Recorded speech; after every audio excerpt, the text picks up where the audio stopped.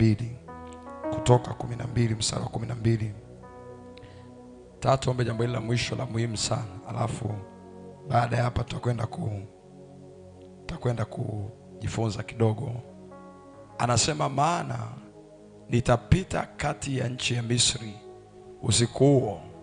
Anasema, nami nitawapiga wazaliwa wa kwanza wote katika nchi ya Misri, wa wanadamu na wa mnyama. Anasema, nami nitafanya hukumu juu ya miungu yote ya Misri.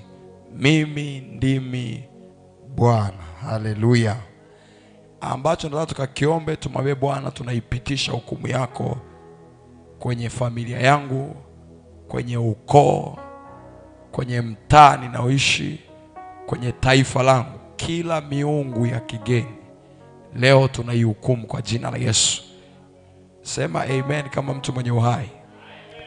Anasema nitafanya, maanake Mungu anaweza kuhusika kufanya. Na hapo Mungu alianza kwa mwanadamu, kwa wanyama, mpaka kwenye miungu. Kwa hiyo tutaanza kama ni mwanadamu ambaye ipo kinyume na mapenzi ya Mungu, tunaipitisha hukumu ya Mungu kwake. Apigwe asipigwe? Niulize tena, apigwe asipigwe? Aanguke au aachwe? Mbona hujakaa kivita vita? Apigwe au asipigwe? Simama sasa kwa miguu yako, tuombe kwa dakika chache. Tunaipitisha hukumu ya Mungu. Wakati mwingine jambo jipya haliwezi kuzaliwa kama bado kuna watu wanashikilia ule muujiza. Kuna wanyama wengine wanatumika kipepo kabisa kwa ajili ya kuzuia maisha ya watu. Bwana Yesu asifiwe sana. Lakini pia sio tu wanyama. Hapo anasema na juu ya miungu. Kwa hiyo kuna wakati mwingine inawezekana kuna miungu inajaribu kuzuia maisha yako au taifa au kanisa. Sema katika jina la Yesu, kwa sauti ya ujasiri, katika jina la Yesu. Jioni ya leo, sema tena kwa imani, katika jina la Yesu. Jioni ya leo ninaamrisha kila roho ya kuzima, ninaamrisha kila mtu anainuka kinyume na shauri la Bwana na mapenzi ya Mungu juu yangu, leo napitisha hukumu. Leo napitisha hukumu. Ninawahukumu kwa jina la Yesu.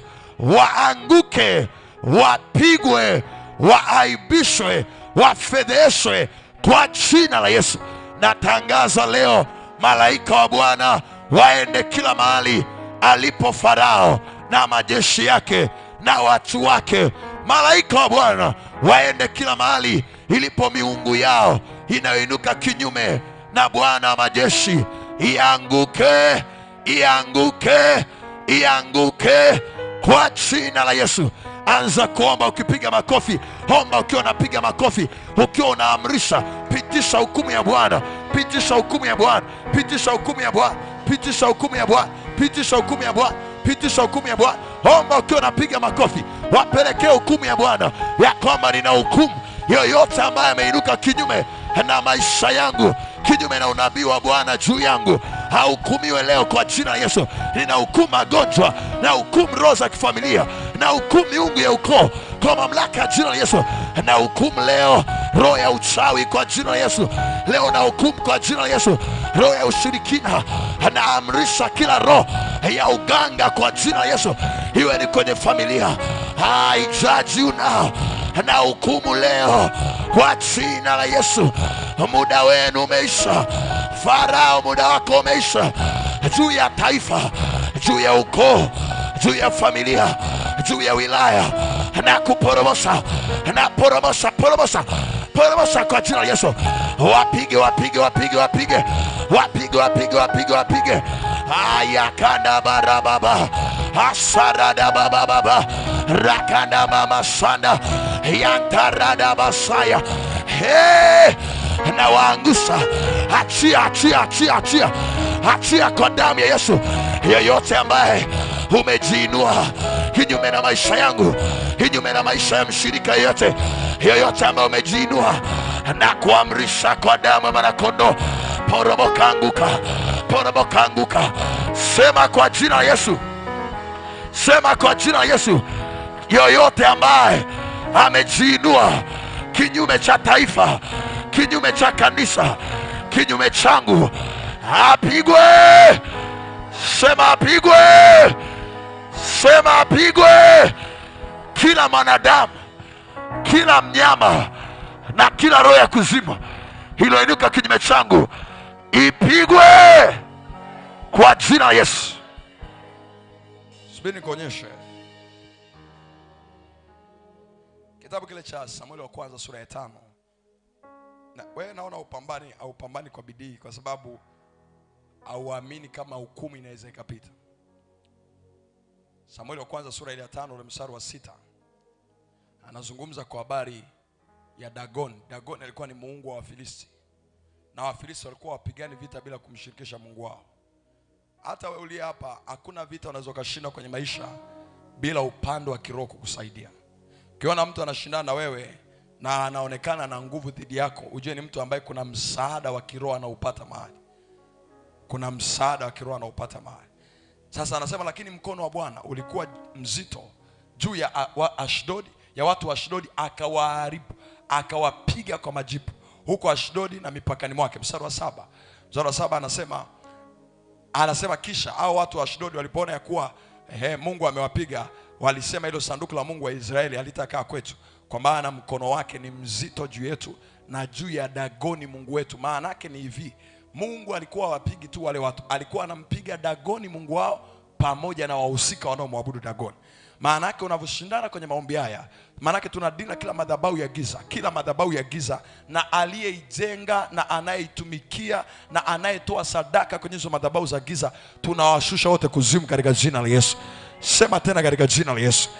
Nataka upambane kwa imani na uamini jambo hili unaloliomba. Maombi haya yanakwenda mpaka kule mkoani kwenu, yanakwenda mpaka kule kijijini ulipozaliwa, yanakwenda mahali popote ambapo adui amesimamisha madhabahu kinyume chako. Sema katika jina la Yesu.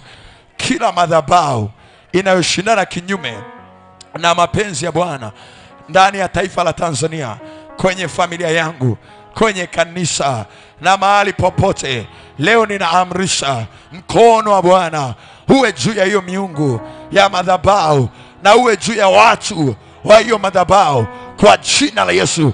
Leo naamrisha wapigwe, wapigwe, wapigwe. Nasimama kwenye ulimwengu wa roho kama rungu la Bwana, na wavunja vunja, na wavunja vunja, na vunja miungu yao, na vunja watu wao kwa jina la Yesu. Nasimama kwenye ulimwengu wa roho nikiwa na upanga wa Bwana, na wafyeka, na wafyeka, na wafyeka yoyote ambaye anasimama kinyume na mapenzi ya Bwana juu ya maisha yangu. Na mfyeka, na mfyeka, na mfyeka yoyote ambaye ni chanzo cha matatizo kwenye taifa, kwenye kanisa na kwenye maisha yangu. Na mfyeka kwa jina la Yesu, kwa jina la Yesu. Farao, haribika na watu wako na miungu yako kwa jina la Yesu. Anza kuomba ukipiga makofi tena. Amrisha kwa mamlaka ya jina la Yesu ya kwamba majira ya kila Farao lazima poromoke na kuanguka kwa mamlaka ya jina la Yesu. Kila Farao haribika, kila Farao anguka. Rakatarabababa yatarada masanda yakarada bababa akapariantarabosa yekada mama ayakada rababa rakatada bosaya ekada rada basanda yatada mama rakada bababa. Natuma moto kwa jina la Yesu, natuma moto kwa jina la Yesu. Moto wajilie, moto wajilie, moto wajilie kama Elia alivyoita moto. Naita moto, waita moto juu ya wale ambao wanakuzinga, wale ambao wanakuzuia. Naita moto juu ya Tanzania, waliosimama mbele yako kwa ajili ya kuzuia. Naita moto juu ya, naita moto juu ya, waangamie, wapigwe, waharibike. Yoyote ambaye amejiinua kinyume na kanisa la Bwana apigwe kwa jina la Yesu. Yeye na miungu yake, yeye na miungu yake wateketee wote, yeye na miungu yake waharibike wote, yeye na miungu yake waangamie wote. Saya kadaraba yantada na mama rakada baba saya yekadaraba akada baba sana yanda kataraba. Naenda kwenye ukoo wako kwa mamlaka ya jina la Yesu. Yule kuhani wa giza aliyekaa kwenye ukoo, aliyefunga maisha ya watu wasijenge, wasifanikiwe, wasiolewe, wasizae, na muangusha. Poromoka, anguka, poromoka, anguka, poromoka, anguka. Yoyote ambaye amesimama kwenye ulimwengu wa roho, kwenye ukoo wako, kwenye familia yako, awe ni jirani, na mporomosha. Haribika, haribika, haribika, haribika, haribika. Bwana yuko upande wako, pigana kwa ujasiri. Malaika wa Bwana wako upande wako, pigana kwa ujasiri. Rada baba sana na na yakarada baba baba ayakana na na rakada baba baba yakara baba baba rakada baba baba shanda rakata rada baba yakarada baba baba asata rekada rada baba ayana na masa yerada baba sata akarada baba baba. Kwa mamlaka ya jina la Yesu, haribika, haribika, haribika. Rejesha kila ambacho adui amechukua. Rejesha, rejesha, rejesha kila ambacho adui alikuwa amechukua. Kama ni afya, rejesha. Kama ni fedha, rejesha. Ni fursa, rejesha. Ni wateja, rejesha. Rakata radaba, ni baraka, rejesha. Na rejesha kwa niaba ya taifa, na rejesha kwa niaba ya kanisa, na rejesha kwa niaba ya huyu aliyeko mahali hapa, kwa niaba ya huyu aliyeko mahali hapa. Narudisha kwa jina la Yesu, narudisha afya, narudisha uzima, narudisha baraka, narudisha mema yote, yale mema yote na yarejesha. Sarada baba baba yakarada baba baba rakarada baba baba yakarada masa yantarada baba rakada baba baba asadada babo rirada basadaba ayakanaba. Sema katika jina la Yesu, kwa sauti katika jina la Yesu, ninarejesha kila ambacho adui alikizuia au alikichukua au alikiharibu. Narudisha, narudisha kwa jina la Yesu. Amen. Amen. Sasa njoo ukae kidogo sasa.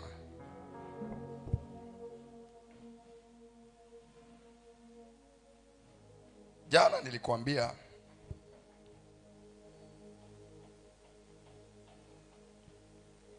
nilikuwa nazungumza kuhusu mawazo. Si unakumbuka mawazo Nikakwambia Isaya 43 ule mstari wa 18 na wa 19. Kuna mambo ambayo yanaweza yakazuia Mungu asifanye jambo jipya kwenye maisha ya mtu.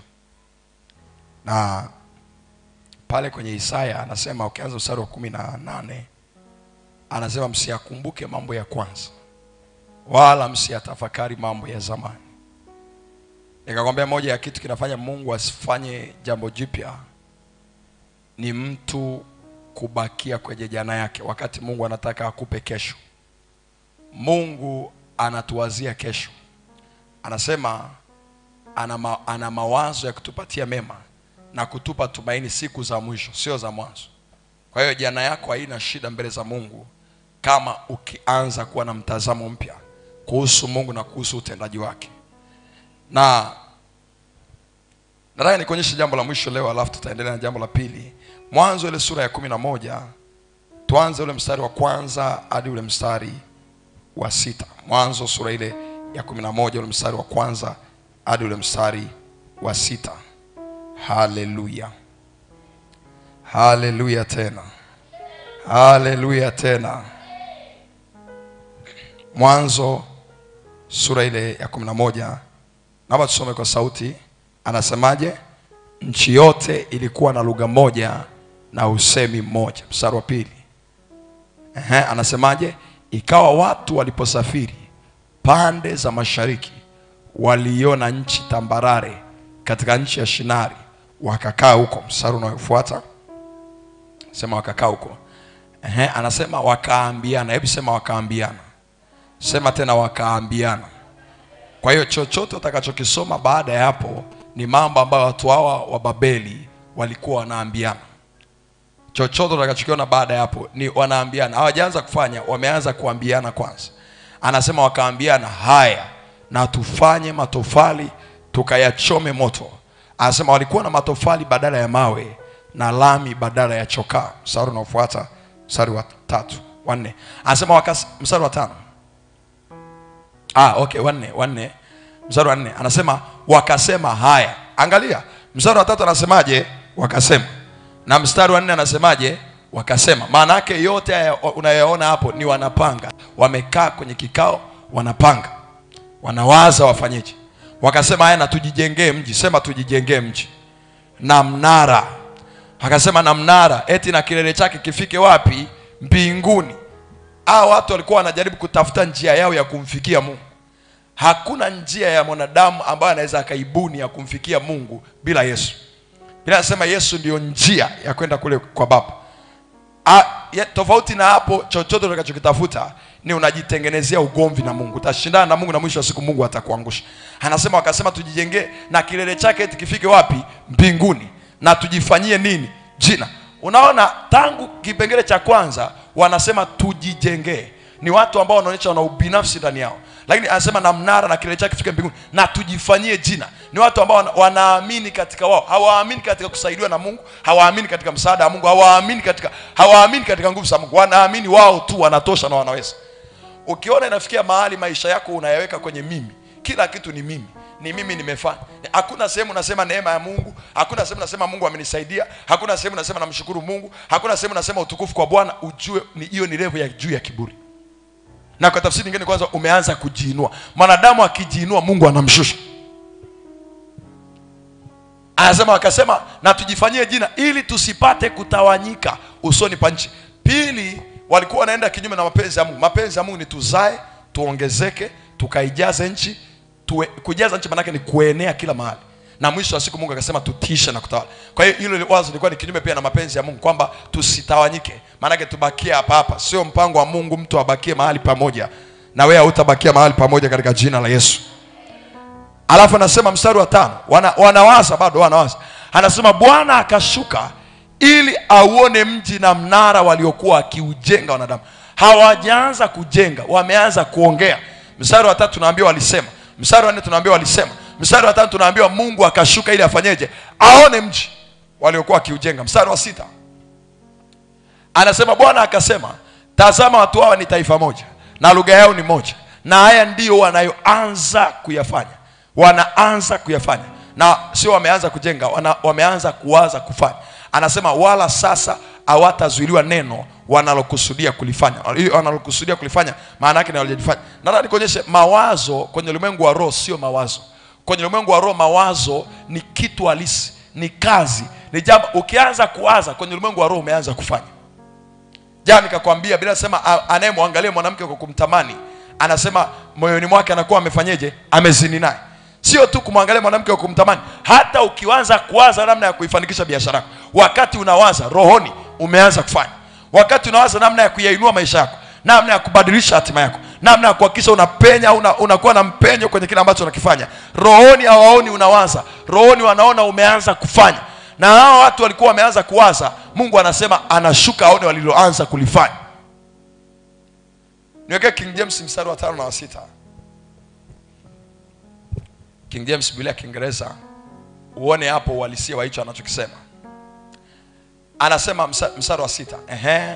Aya, mstari wa 5. Anasema and the Lord came down to see the city and the tower which the children of men builded. Anasema eti wameshajenga. Anasema wameshajenga, lakini walikuwa hawajajenga. Mstari wa 6 ndio inayotuonyesha. Mstari wa 6, tuone mstari wa 6 anasemaje?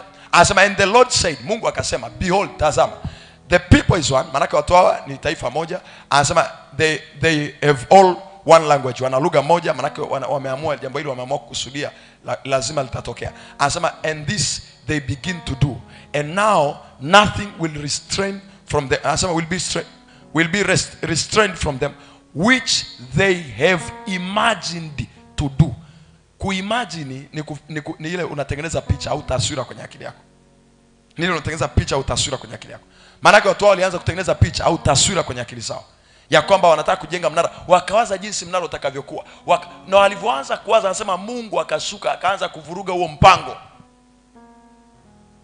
Ukiwaza mambo mazuri, Mungu anakuja anakusaidia. Ukiwaza mambo mabaya, Mungu anakuja kinyume chako. Kwa hiyo tafsiri yake ni kwamba badilisha namna yako ya kuwaza ili upate msaada kutoka kwa Mungu. Mungu akusaidie uweze kutimiliza hilo jambo. Waza mambo mema. Bwana Yesu asifiwe sana. Bwana Yesu asifiwe sana. Sawa. Leo nataka nikuonyeshe jambo la pili linaloweza kuzuia Mungu asifanye jambo jipya kwenye maisha ya mtu. Rudi pale kwenye kitabu kile cha Isaya 43 ule mstari wa 18 na 19. Anasema Isaya 43 mstari wa 18 na 19. Anasema msiyakumbuke mambo ya kwanza wala msiyatafakari mambo ya zamani. Mstari unafuata anasema tazama nitatenda neno jipya. Nitatenda neno jipya. Nitatenda neno jipya. Sasa litachipuka. Je, hamtalijua sasa? Anasema nitafanya njia hata jangwani na mito ya maji nyikani. Jambo la pili ambalo linaweza likamzuia Mungu asifanye jambo jipya kwenye maisha yako ni maneno yako. Your words. Maneno yako. Maneno yako. Unaongea nini wakati Mungu anataka akufanyie jambo jipya? Unazungumza nini? Unakiri nini wakati Mungu anataka akufanyie jambo jipya?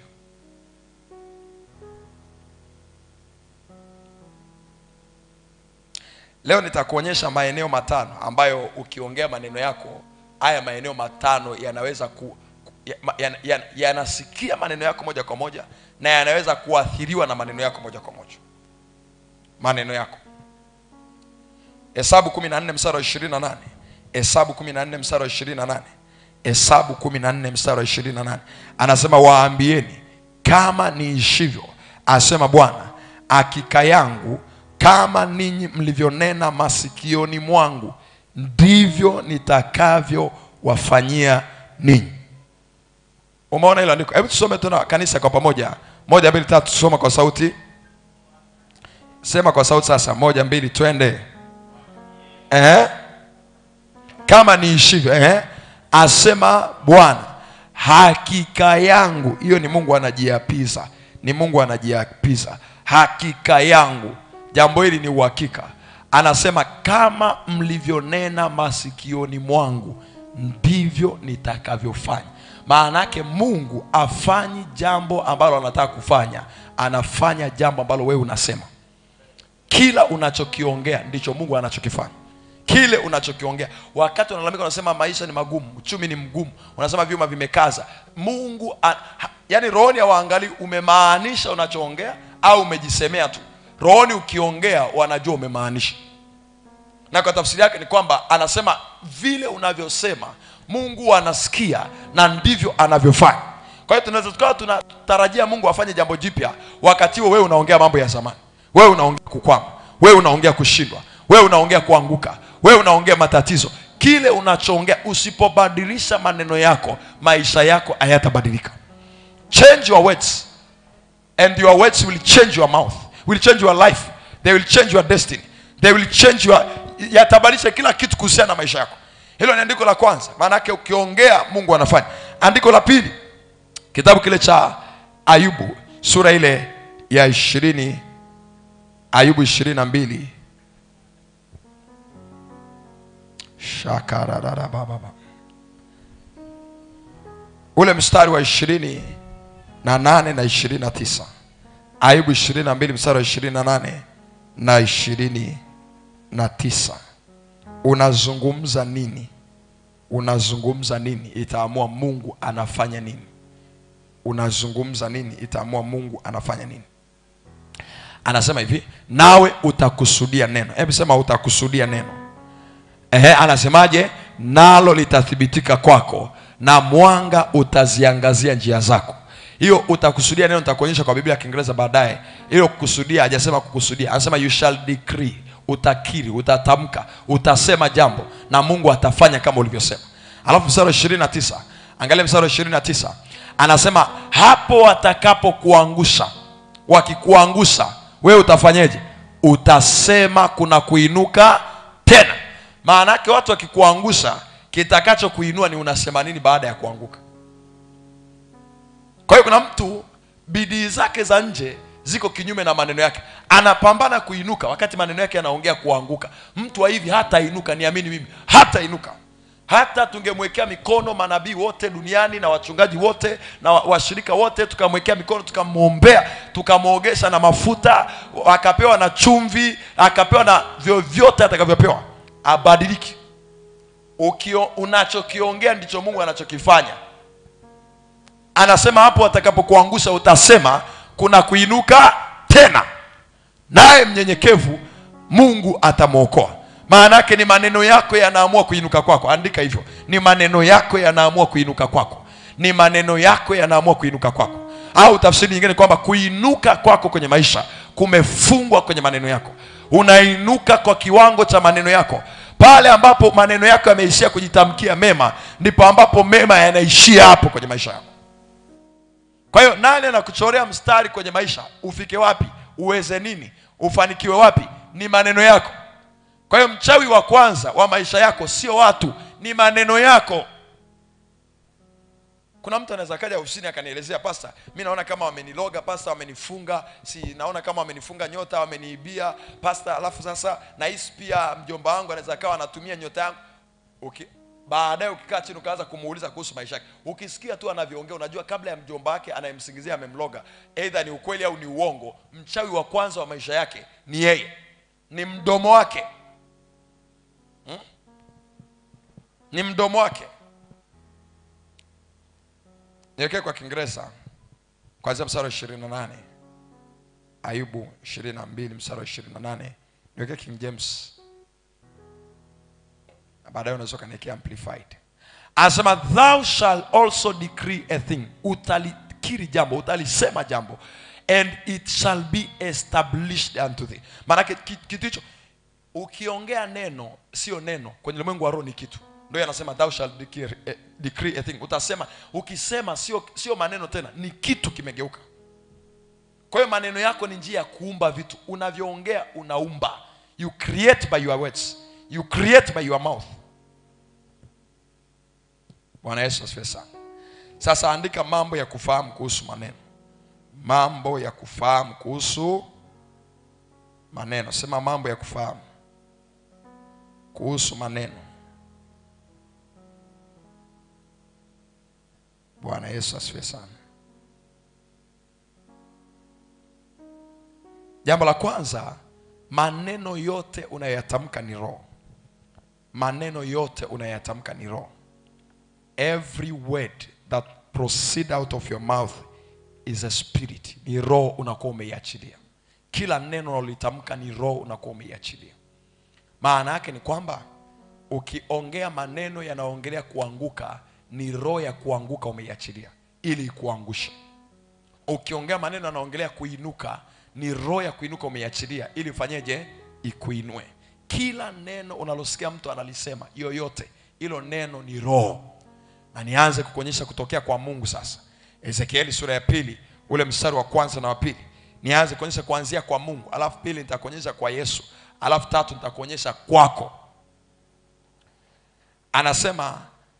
Anasema naye aliposema, Ezekiel anza mstari wa kwanza. Anasema akaniambia, mwanadamu, simama kwa miguu yako nami nitasema nawe. Huyu ni Mungu anaongea na Ezekiel. Anasema mwanadamu, simama kwa miguu yako nami nitasema nawe. Ni sauti tu imetoka. Ni maneno tu yametoka. Simama kwa miguu yako nami nitasema nawe. Sasa unafuata wa 2. Anasemaje? Anasema naye aliposema nami, alipoongea na mimi, nini kilitokea? Roho ikaniingia. Hebu ona hapa, aliposema nami. Maana yake kila unaposikia sauti ya Mungu, haiji kama sauti tu, inakuja na roho inakuingia. Ukisikia sauti ya Mungu inasema ya kwamba kuanzia leo hautaugua tena, ujue roho ya kuzuia magonjwa pia imekuingia, au roho ya afya imekuingia. Maana yake Mungu anaongea ili kuhakikisha anakufikishia roho ya hicho kitu. Mungu anapelekaje roho yake kwa mtu? Anaipeleka kwa sauti yake, kwa maneno yake. Akiongea ukasikia, roho inakuingia. Tafsiri yake ni kwamba usikubali kusikiliza kama hauko tayari kuendeshwa na roho kutoka kwenye hicho kitu. chochote unachosikiliza unakuwa umeruhusu roho ya hicho kitu ikuingie. Kwa nini? Kwa sababu maneno ni roho. Mtu akikwambia wewe utaolewa, hutajenga, hutafanikiwa, akitamka hivyo, sio maneno tu ametamka. Sio akasema alisema tu ba mdogo alisema tu sitajenga, akasema tu kwa kweli yale maneno yaliniuma. Achana maneno kukuuma. Kabla ya maneno kukuuma, ba mdogo alivyoongea ni roho aliachilia. Iwe anajua au ajui, maneno ni roho. Anasema ikaniingia, ikanisimamisha, nikamsikia yeye aliyesema nami. Roho hii ilimuingia ikamsimamisha. Lakini ukirudi mstari wa kwanza, aliambiwa asimame, hakuweza kusimama. Ni roho iliyomuingia ndio ilimsaidia kusimama. Anasema mwanadamu, simama kwa miguu yako nami nitasema nawe. Angalia nini kilitokea ili aweze kusimama. Cha pili anasema ni hiyo roho ikamuingia ikamsimamisha. Maana yake Mungu akiongea na wewe, hata kinachofanya uweze kutendea kazi neno lake ni roho inayokuja na neno lake. Ni roho inayokuja na neno lake. Sema katika jina la Yesu, Bwana Yesu, ukiongea na mimi, roho yako iniingie katika jina la Yesu. Sema tena katika jina la Yesu, Bwana Yesu, ukiongea na mimi, roho yako inishikilie, katika roho yako iniingie katika jina la Yesu. Sawa, twende tena. Yohana sura ya 6 ule mstari wa 63. Yohana sura ya 6 ule mstari wa 63. Every word that proceed out of your mouth is the spirit. Is the spirit. Anasema roho ndiyo itiayo uzima. Mwili wangu haufai kitu. Kwa hiyo hata leo ungekutana na Yesu, mwili wake haufai kitu. Hawezi kukusaidia chochote. Kama ataongea neno akiwa kwenye mwili wake, hawezi kusaidia chochote. Anasema roho ndiyo itiayo uzima, mwili haufai kitu. Alafu anasema maneno haya ninayowaambia ni nini? Rudia tena. Maneno haya ninayowaambia ni nini? Tena ni nini? Ni uzima. Maana yake kila neno ambalo liko linatoka kwenye kinywa cha Yesu ni roho. Na kwa sababu Yesu hawezi kuongea mauti, anaongea uzima. Alikuja ili tuwe na uzima. Maana yake maneno yake pia yatakuwa yamebeba nini? Uzima. Bwana Yesu asifiwe sana. Bwana Yesu asifiwe sana. Bwana Yesu asifiwe sana. Bwana Yesu asifiwe sana. Aya. Jambo la pili kuhusiana na maneno. Kwa hiyo maneno yote hata ya mwanadamu, maneno ya mwanadamu ni roho. Ngoja nikuonyeshe ukiroho wa maneno ya mwanadamu. Mwanzo ile sura ya 2 ule mstari wa 19. Nataka mniwekee kwa tafsiri ya amplified pia. Mwanzo sura ya 2 ule mstari wa 19. Shandaka sopra dadaba.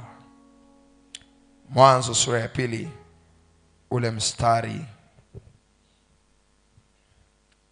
wa 19. Naomba tusome kanisa kwa pamoja. 1, 2, 3. Anasemaje? Ametokea okay sawa. Haya, ngoja nikusomee.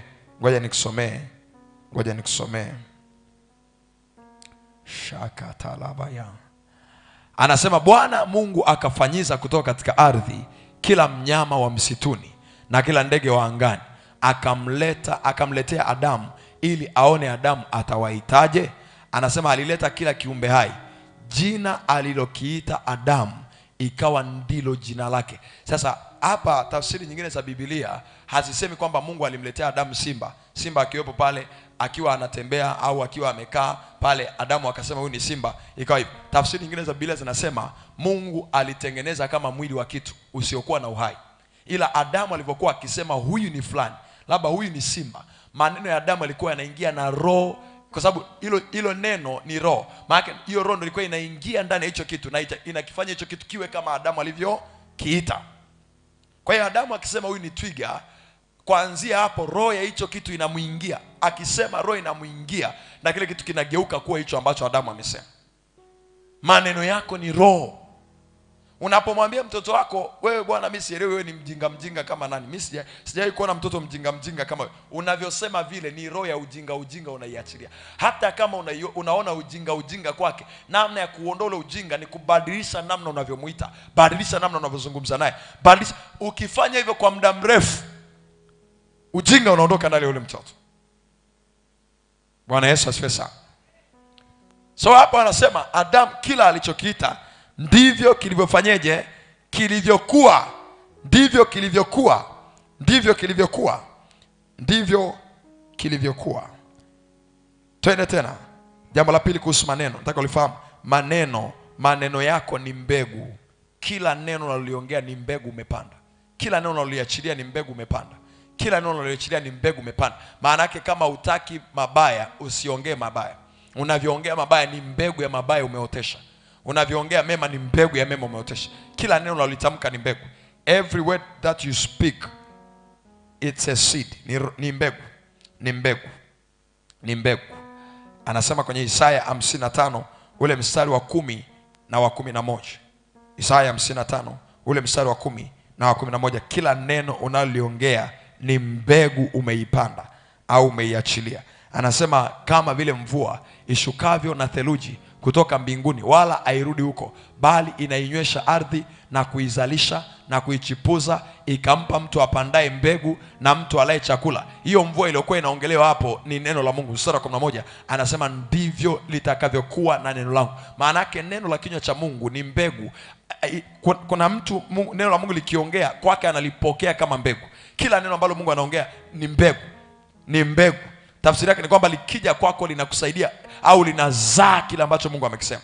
Anasema ndivyo litakavyokuwa kila neno linalotoka katika kinywa changu, halitanirudia bure. Halitanirudia bure. Kwa nini? Ni mbegu. Anasema litatimiza mapenzi yangu, nalo litafanikiwa katika mambo yote niliyolituma kufanya. Kila neno unaloongea ni mbegu. Kila neno unaloongea ni mbegu. Maana yake ukiongea sana ni mbegu unazidi kuziongeza na kuzipanda kwenye maisha yako. Kadri unavyozidi kuongea mabaya sana, unazidi kuongea kufa. Hata kama unapitia changamoto kiasi gani, usije ukasema nasikia kufa. Ukianza kusema tu hivyo, tayari roho ya mauti inaanza kuachiliwa na inaanza kufanya kazi. Shetani akukabe kiasi gani. Ayubu akufikia mahali akasema sasa nimekufa. Hakusema hivyo. Alikuwa anaongea matumaini. Anasema ijapokuwa mti umekatwa na mizizi yake imeanza kukauka, lakini kwa harufu ya maji itachipuka tena. Ongea kuchipuka, ongea kuinuka, siongee kuanguka. Maneno yako ni mbegu. Lakini pia jambo lingine nataka ulifahamu, maneno yako ni usukani wa hatima yako. Maneno yako ni usukani wa hatima yako. Usukani wa hatima yako. Usukani ndio unaoamua mwelekeo. Ukiwasha gari baada ya kuwasha, popote unapotaka kwenda panaamriwa pia na ule usukani. Unataka kukata kushoto ni usukani. Maana yake kule unapotaka maisha yako yaelekee, anza kuelekeza maneno yako. Unapotaka hatima yako ielekee, anza kuelekeza maneno yako. Tafsiri yake ni kwamba unachokiongea ndicho kinachoamua mwelekeo wa maisha yako. Yakobo sura ile ya 3 ule mstari wa 3 na 4. Yakobo sura ile ya 3 ule mstari wa 3 na 4. Unachokiongea ndio kinaamua mwelekeo wa hatima yako. Your life will go in the direction of your words. Maisha yako yataelekea kule ambapo maneno yako yanaelekea. Anasemaje? Yakobo sura ya 2 mstari wa 3. Anasema angalieni tuatia lijamu katika vinywa vya farasi ili wamtii anayewaendesha. Anasema kwa sababu hiyo tunaweza kugeuza mwili wao wote. Alafu mstari wa 4 unafuata. Anasema tena angalieni merikebu, ingawa ni kubwa kama nini. Hiyo merikebu ni yale mameli yanayobeba mizigo, yale yanabeba makontena mengi. Anasema ni kubwa kama nini, lakini na inaweza ikawa anasema na kuchukuliwa na pepo kali. Maana akiwa inapita baharini kuna pepo zinazikawa zinaipiga. Anasema lakini inageuzwa na usukani mdogo sana. Kokote anakuazimia kwenda naoza. Mtu wa Mungu, shida sio kinachokutokea nje. Shida ni unachokiongea. Shida ni unachokiongea. Shida sio adui anakufanyia nini. Shida ni unachokiongea. Maana yake unakoamua hatima yako ielekeze kwa maneno yako. Maneno yako ni usukani. Unajua moja ya sababu wengine mko hapa unaomba vizuri na upati vile unavyoviomba ni kwamba huwa unaombaga vizuri, ila ukishatoka kwenye chumba cha maombi unaongea vibaya. Unaomba vizuri, unaongea vizuri kwa kwenye chumba cha maombi. Ukitoka hapo unaongea kinyume na ulichoomba. Kwa mtu anaongea uzima akiwa kwenye chumba cha maombi, Baba, ninakiri katika jina la Yesu, mimi na watoto wangu ni vichwa wala sio mkia, hatutakufa tutaishi. Akitoka hapo akirudi kaona matatizo yale ambayo alienda kuyaombea na hajabadilika, anaanza kuongea matatizo tena. Anaanza kuongea mabaya tena. Anaanza kuongea kukata tamaa tena. Anaanza kuongea kushindwa tena. Ukianza kuongea hivyo, umeyafuta yale maombi yako yote yaliyopita. amua kugeuza merikebu ya maisha yako kuelekea kule unapotaka kwenda kwa maneno yako. Change the direction of your life by changing your words, kwa kubadilisha maneno yako. Ona tena kitabu kile cha Mathayo sura ya 15 mstari wa 18, anasema maneno ya mtu ndio yanayomtia mtu unajisi. Kinachotoka kwenye kinywa cha mtu ndio kinamtia mtu unajisi. Maana kinachotoka kwenye kinywa chako kama ni kizuri ndio kinachokuleta uzuri kwenye maisha yako. Anasema bali vitokavyo kinywani vyatoka moyoni. Anzia mstari wa 17. Amjafahamu kwamba kila kiingiacho twende mstari wa 18, mstari wa 18 ule. Anasema bali vitokavyo kinywani vyatoka moyoni, navyo ndivyo vimtiavyo mtu unajisi. Maana yake unachokiongea ndio kinachoweza kuchafua au kupaka rangi maisha yako. Maisha yasiyopendeza ni zao la maneno yasiyopendeza. Maisha yasiyovutia ni zao la ukiri dhaifu wa mtu na maneno yasiyovutia anayoyatamka mara kwa mara. Maneno yako ni usukani wa hatima yako. Unachoongea kinaamua uelekee wapi. Haya, jambo lingine tena nataka uliandike. Maneno yako ya mwisho yana nguvu kuliko maneno yako ya kwanza. Maneno yako ya mwisho yana nguvu kuliko maneno yako ya kwanza. Maneno yako ya mwisho yana nguvu kuliko maneno yako ya kwanza. Maneno unayoyaongea mwisho yana nguvu kuliko maneno yako ya kwanza. Umewahi kuona mtu akifa au akikaribia kufa, huwa kuna kitu anaandika. Kinaitwaje kile anaandika? Wosia, si ndio wosia. Watu wanaweza wakasahau maneno yote ya huyo marehemu, ila wosia wake hawatasahau. Sasa kwenye ulimwengu wa roho, jambo unalolitamka mara ya mwisho lina nguvu kuliko jambo ulilolitamka mara ya kwanza. Maana yake ni kwamba maneno yako ya mwisho huwa yanafuta maneno yako ya kwanza. Kama maneno yako ya kwanza yalianza kuongea ushindi na maneno yako ya mwisho yakaishia kuongea kushindwa, maneno yako ya mwisho yanafuta yale yote ya kwanza. Yanafuta kule kushinda kwa kwanza, yanaleta kushindwa. Lakini pia kama ulianza kuongea udhaifu na baadaye ukageuza ukaanza kuongea ushindi unatokea, na yale maneno yote ya kwanza yanafanyeje? Yanafutwa. Bwana Yesu asifiwe. Subiri nikuthibitishie kwa maandiko. Mathayo sura ile ya 4 ule mstari wa 4 mpaka ule mstari wa 5. Shetani alikuwa akiongea, Yesu anahakisha anakuwa wa mwisho kuongea. Hasa mstari wa 3, shetani anamwambia ikiwa wewe ni mwana wa Mungu, geuza mawe yao yawe mkate. Sasa mjaribu akamjia akamwambia ukiwa wewe ndio mwana wa Mungu, amuru kwamba mawe haya yawe mkate. Mstari wa 4, Yesu anajibu. Kila shetani akiongea, Yesu anamalizia kuongea. Kila shetani akiongea, Yesu anamalizia kuongea. Anasema naye akajibu akasema, imeandikwa mtu hataishi kwa mkate tu, ila kwa kila neno litokalo katika kinywa cha Mungu. Ona tena mstari unaofuata. Shetani anakuja tena. Anasema kisha ibilisi akamchukua mpaka mji mtakatifu, akamweka juu ya kinara cha hekalu. Akamwambiaje? Jitupe. Maana yeye amesema atakuagizia malaika zake wakuchukue mikononi mwao, usije ukajikoa mguu wako katika jiwe. Angalia, Yesu akumwacha shetani akaishia. Yesu akamwambia tena. Kila adui anavyoongea, wewe kuwa msemaji wa mwisho. Usiache mtu yote anayekutamkia mabaya, anaongea mabaya kuhusu wewe, anaongea mambo ya kukatisha tamaa, anaongea madhaifu, anaongea kushindwa kwako. Tangaza, wewe futa kila anachosema, tangaza unachotaka kitokee. Hakika unakuwa msemaji wa mwisho kwenye kila jambo. Mtu anasema huyu fulani sijui kama atafanikiwa. Wewe sema kwa mamlaka ya jina la Yesu, mimi natangaza nitafanikiwa. Yesu akamwambia imeandikwa usimjaribu Bwana Mungu wako. Angalia mstari wa 8. Shetani anarudi tena. Shetani anachokitafuta ni huwa anatafuta kuwa msemaji wa mwisho. Ametafuta mara ya kwanza, Yesu akagoma. Ametafuta mara ya pili, Yesu akagoma. Ametafuta mara ya tatu, Yesu akagoma. Akamchukua mpaka mlima mrefu mno, akamwonyesha miliki zote za ulimwengu na fahari zake. Akamwambia ukinisujudia nitakupa hivi zote, ukikubali kunisujudia. Mstari wa 10, Yesu anakataa. Anasema ndipo Yesu akamwambia nenda zako, toka hapa, shindwa Shetani, kwa maana imeandikwa msujudie Bwana Mungu wako na umwabudu yeye peke yake. Mstari wa 11, Shetani akamwacha kwa kitambo. Baadaye Shetani alikuwa anatafuta tena. Ngoja nikuonyeshe Mathayo 16 mstari wa 21, 22 na 23. Shetani anarudi tena. Hapo alimwacha, lakini haimaanishi aliondoka moja kwa moja. Alirudi tena, na alirudi akiwa anatafuta kuwa msemaji wa mwisho. Angalia hapo Mathayo 16:21, anasema tangu wakati huo Yesu alianza kuwaonya wanafunzi wake ya kwamba imempasa kwenda Yerusalemu na kupata mateso mengi, kwa wazee na wakuu wa makuhani na waandishi na kuuawa, na siku ya 3 atafufuka. Angalia mstari wa 22. Petro anamchukua Yesu, akaenda akamkemea. Kemea, shindwa. Hii Yesu unasema haiwezekani, haiwezekani. Maana ukisema haiwezekani Yesu kusulubiwa, unaongea kinyume na mapenzi ya Mungu ya wakati huo kwa Yesu. Akasema Bwana, hayo hayatakupata hayo. Lakini tunaona maneno haya yanaonekana kama vile ya kumtakia mema, ila baadaye tunaambiwa maneno haya ni shetani alikuwa amemuingia anamtumia. Kuna mtu anaweza kuonekana kama vile anakutamkia mema, kama vile anakuazia mema, ukimsikia anaviongea, lakini shida sio anachotamka. Shida ni roho gani inayofuata maneno yake au inayomfanya aseme kila anachokuambia.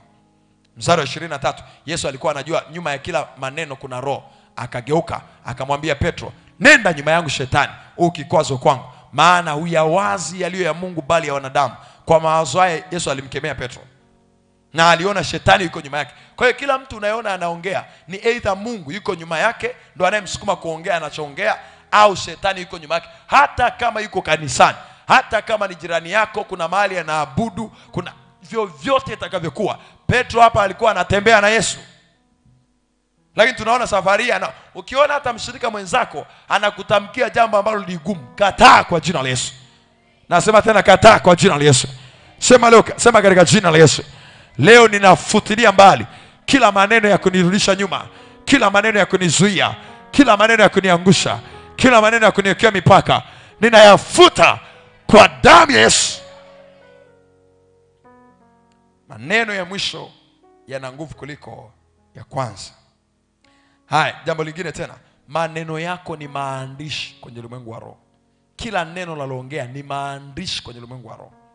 Tafsiri yake ni kwamba namna yako ya kuandika rohoni ni kuongea. We write by our words. Mambo yanaandikwa rohoni kwa maneno yako.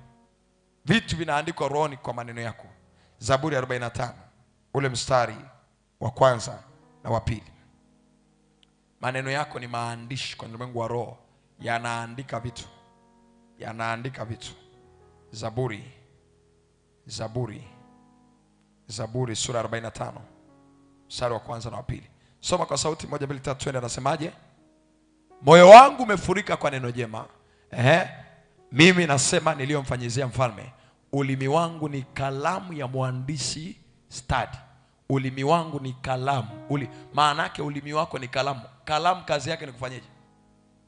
Niambie sasa. Kalamu kazi yake ni kufanyaje? Niambie tena kwa sauti. Kalamu kazi yake ni kufanyaje? Ni kuandika. Maana yake ulimi wako kwenye ulimwengu wa roho ni kalamu inaweza kuandika. Alafu angalia mstari wa 2. Angalia mstari wa 2. Sasa mstari wa 2 anaanza kuongea, anasema wewe u mzuri sana kuliko wanadamu. Cha pili anasema neema imemiminwa midomoni mwako. Alafu anasema kwa hiyo amekubariki hata, kwa hiyo Mungu amekubariki hata milele. Maana yake maneno ya mtu yanaweza kufuatwa na neema, kama sio neema ni kinyume cha hapo, basi ni kitu kingine. Ulimi wako ni kalamu. Ulimi wako ni kalamu. Anasema ulimi wangu ni kalamu. Maana kama ulimi wako ni kalamu, maneno yako yanayotengenezwa na ulimi wako, maneno yako ni maandishi. Ona haya maandiko. Kitabu kile cha Yeremia 22:29 na 30. Yeremia 22:29 na 30. Mungu anaongea, alafu nchi inaandika. Ukiongea hata nchi huwa inaandika, inasikia inaandika. Anasema nchi lisikie neno la Bwana. Yeremia 22:29. Yeremia 22:29. Shakarabaya mandaka sapalaraba. Haleluya. Haleluya. Anasemaje? Sema kwa sauti, anasemaje? Nchi lisikie neno la Bwana. Angalia mstari wa 30. Anasemaje? Bwana asema hivi, andikeni habari za mtu huyu ya kwamba hana watoto. Kwa hiyo unavyoongea nchi huwa inaandika. Unavyoongea wewe ulimwengu wa roho unaandika. Mazingira huwa yanaandika. Maeneo huwa, ukisema Dar es Salaam maisha ni magumu, mazingira ya Dar es Salaam yanasikia yale maneno na yanaanza kuandika. Na kwa tafsiri nyingine kwamba yakiandika yatasababisha ulichokisema ukione kwenye uhalisia. Unavyosema eneo hili siwezi kufanikiwa, hilo eneo huwa linasikia. linaanza kuandika. Andikeni habari za mtu huyu, ya kwamba hatafanyeje, hata ana watoto, halafu kwamba mtu huyu hatafanikiwa siku zake zote. Kila akijaribu kufanikiwa hakuna mafanikio, kila akijaribu kufanikiwa. Na mtu huyu sasa anaweza akaja kwenye maombi akasema, mchungaji, mimi bwana sijui nashangaa napata roho za hasara, naibiwa, natapeliwa sana, au kule kwenye biashara, mchungaji, kule wamekuja juzi wamevunja duka langu. Kama kuna maneno yalitamkwa yakaandikwa kwenye ulimwengu wa roho, yale maneno ndio yanayosababisha wale wezi wanakuja wanamuibia. Wakukutapeli wanakutapeli. Kwa njia gani? Maneno yalitamkwa. Maneno ni maandishi. Maneno kwenye ulimwengu wa roho ni maandishi. Kwa hiyo unavyoongea pia na wewe ni sawa na Mungu akikupa maisha, Mungu akikupa maisha, anakupa maisha kama kitabu, wakati mwingine inaweza kuwa kijaandikwa chochote. Kwa hiyo unavyoongea ndivyo unavyoandika. Unavyoongea ndivyo unavyoandika. Nini kikutokea, unavyoongea ndivyo unavyoandika. Unavyoongea ndivyo unavyoandika. Majeshi, majeshi. Majeshi, majeshi.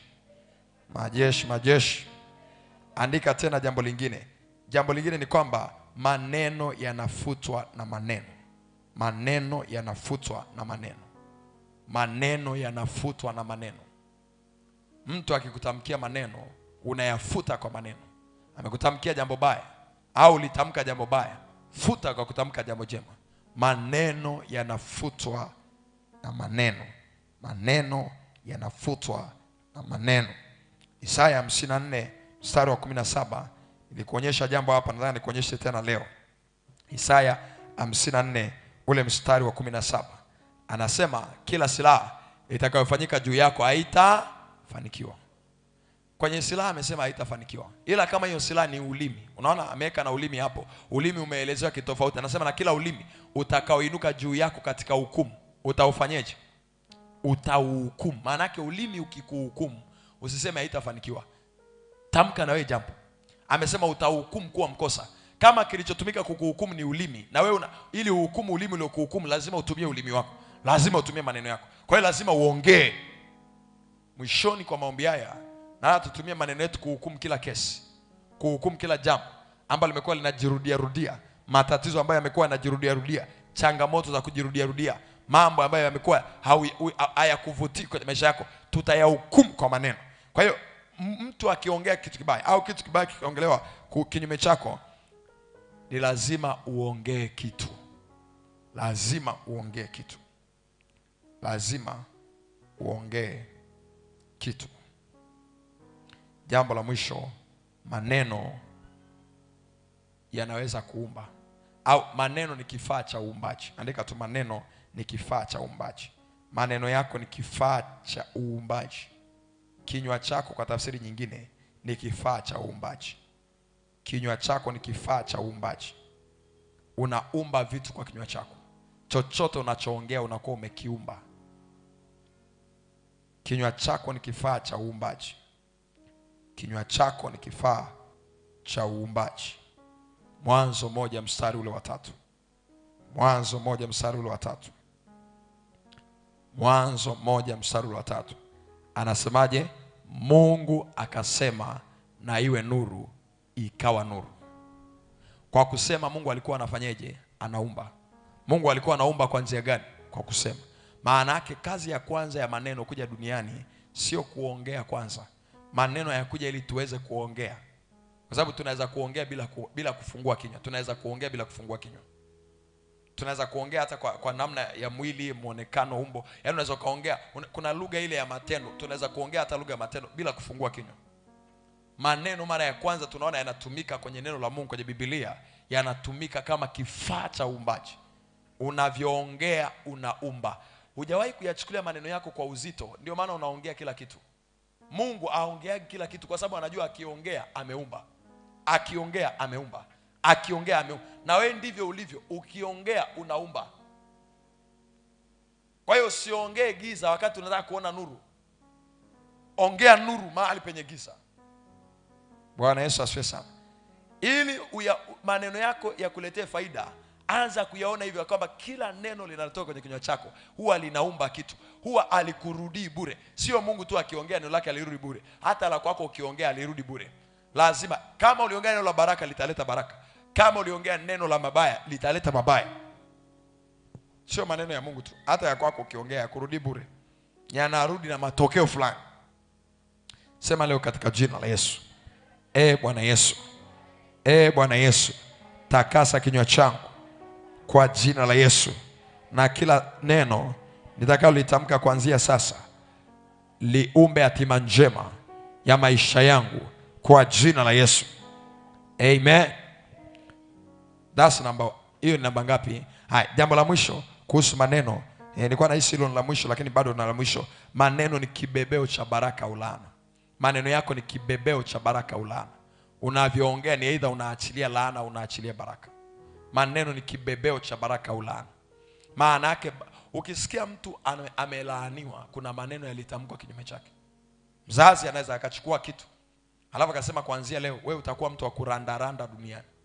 Akimaliza tu kusema hivyo, hiyo ni laana tayari imeachiliwa. Na hata baraka mtu akikubariki ni maneno, lazima kuna maneno atamke. Anaweza kusema mzazi wako, anaweza kusema, au mtu mwenye mamlaka rohoni anaweza kusema kuanzia leo watu wakusaidie kwenye maisha. Kwa maneno hayo tu kila unapokwenda watu wanainuka kukusaidia. Watu wanainuka kukusaidia. Kwa nini? Kwa sababu maneno ni kibebeo cha baraka au laana. Unavyoongea ni aidha unaachilia hayo mawili, baraka au laana.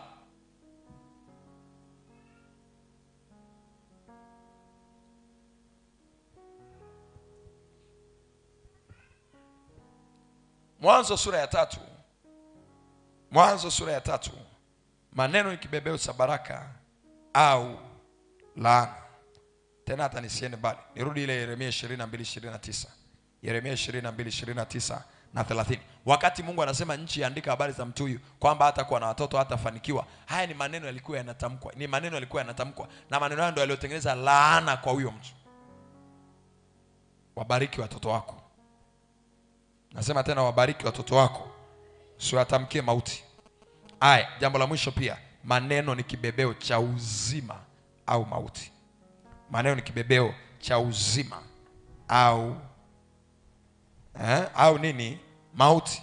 Maneno ni kibebeo cha uzima au mauti. Maana yake unavyoongea ni aidha unaachilia uzima au unaachilia mauti. Mithali 18 mstari wa 20 na wa 21. Hapa mtanisaidia. Tanikia na the Message translation. Mithali 18 mstari wa 20 na wa 21. Anasema tumbo la mtu litajazwa matunda ya kinywa chake, atashiba mazao ya midomo yake. Maana yake unavyoongea unaongea matunda. Matunda ni kitu ambacho kimechakatwa, kimekamilika. Unajua ili upate tunda lazima uoteshe mti na ukiotesha mti msimu ufike uzae. Kwa hiyo kila neno unaloliongea ni kitu kilichokomaa tayari unakuwa unakiachilia. Kila neno unaloliongea ni kitu kilichokomaa tayari unakuwa unakiachilia. Anasema words satisfy the mind as much as fruits does the stomach. The stomach. Alafu anasema good talk is as gratifying as a good harvest. Na twende mstari wa 21. Twende mstari wa 21. Kwa hiyo the Message. Anasema words kill. Alafu anasema words give life. Maana yake maneno yanaua au maneno yanaleta nini? Yanatia uzima. Alafu anasema they are either poison or fruit you choose. Maana yake maneno yako yanaweza kuwa ni sumu kwenye maisha yako, au maneno yanaweza kuwa ni matunda. Matunda maana yake unakula ili upate afya. Tafsiri yake ni kwamba ni afya au ni sumu ya kukua. Kwa hiyo ni wewe unaamua. Ukisikia mtu anasema ameamua kuishi, angalia anachoongea. Je, anaongea kuishi? Bwana Yesu asifiwe sana. Your words, they either kill you or give you life. They either poison your life au yanakuhuisha. Bwana Yesu asifiwe sana. Sawa.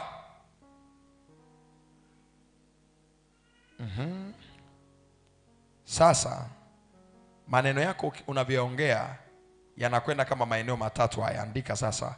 Maeneo matano. Nikwambia maeneo matano ambayo ukiongea maneno yako huwa yanafika. Maeneo matano ambayo ukiongea maneno yako huwa yanafika. Eneo la kwanza au mahali pa kwanza ambapo ukiongea maneno yako huwa yanasikiwa ni kwa Mungu. Maneno yako ukiongea huwa yanasikiwa na Mungu kabla watu hawajasikia. au hata kama watu hawakuwepo wasikii, ukiongea Mungu huwa anasikia. Mungu huwa anasikia. Mungu huwa anasikia. Malaki sura ya 3 mstari wa 16. Malaki sura ya 3 mstari wa 16. Kuna watu walikaa mahali fulani wakawa wanaongea, wanasemezana wao kwa wao. Wanaongea, wanasemezana wao kwa wao. Wakiwa katika kuongea, anasema kitabu kikaandikwa. Unaona, anasema ndipo wale waliomcha Bwana waliposemezana wao kwa wao, anasema naye Bwana akasikiliza. Maana yake kila unavyoongea Mungu huwa yuko makini kusikiliza. Kuna tofauti ya kusikia na kusikiliza. Kusikiliza maana yake umeweka utulivu na umefocus kupata kitu kwenye kile unachosikia. Anasema naye Bwana akasikiliza, akasikia. Na kitabu cha ukumbusho kikaandikwa mbele zake kwa ajili ya wao waliomcha Bwana na kulitafakari jina lake. Maana yake kila unachoongea kuna vitabu mbinguni huwa vinatumika kuandika unachoongea. Kila unavyoongea, nilikwambia maneno yako ni maandishi. Kwa hiyo kuna vitabu unaviandika kule mbinguni kwa maneno yako. You write, you fill them with words by your words. Unavijaza maandishi kwa maneno yako. Kwa hiyo tafsiri ya kwanza, unavyoongea Mungu huwa anakaa kusikia. Tafsiri yake ni kwamba usiongee ambacho hutaki Mungu asikie. Unajua kuna mambo wewe unaweza kuwa unaongea kule sirini ambao tukikwambia ukae hapa kanisani hapa, simame mbele za washirika wote hapa uyaongee, huna ujasiri wa kuyaongea. Kwa nini? Kwa sababu hujai kujua hata ukiwaga sirini maneno yako Mungu anasikia. Na yanaandikwa. Yanatunzwa. Hesabu 14 mstari wa 28. Hesabu 14 mstari wa 28. Kwa tafsirini kwamba kuanzia ile anza kuongea vizuri. Hesabu 14:28 anasema waambieni kama ni isivyo, asema Bwana, hakika yangu kama ninyi mlivyonena masikioni mwangu. Kwa hiyo ukiongea sikio la Mungu linakuaga hapo karibu.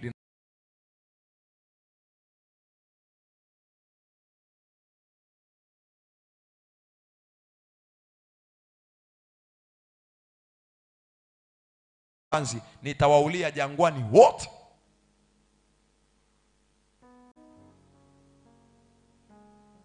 Na kwa tafsiri nyingine kwamba kama Mungu anasikia unachoongea, atatumia pia maneno yako kuyahukumu maisha yako.